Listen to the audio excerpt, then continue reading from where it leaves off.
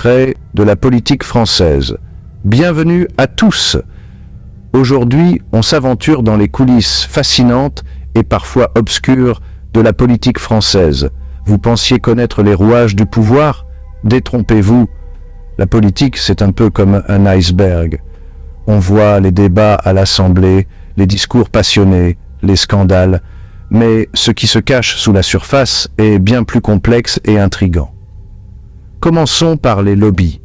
Ils sont omniprésents, influençant les décisions politiques dans l'ombre.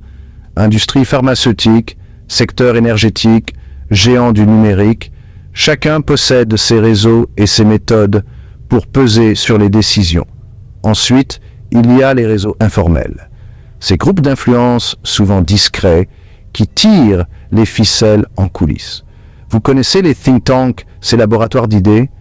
Souvent financés par des intérêts privés, leur but est d'influencer les politiques publiques. On n'oublie pas le phénomène des portes tournantes. Des hauts fonctionnaires rejoignent le secteur privé et vice-versa. Ces allers-retours créent des liens d'influence très puissants. Imaginons un ancien ministre de la Santé devenant consultant pour une multinationale pharmaceutique. Les intérêts de chacun sont-ils toujours alignés avec ceux du public? Derrière chaque discours, chaque campagne, se cachent des experts en images et en marketing. Slogans percutants, phrases choc, tout est savamment orchestré pour capter l'attention et influencer l'opinion. Et que dire des alliances secrètes? Des coalitions et des pactes se forment loin des regards, parfois improbables.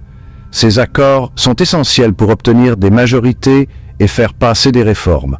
Enfin, il y a les financements occultes. Malgré les lois, des moyens détournés existent toujours pour financer des campagnes ou des partis. Les enquêtes sur ces pratiques sont souvent longues et complexes, mais révèlent un univers parallèle où l'argent et l'influence règnent en maître.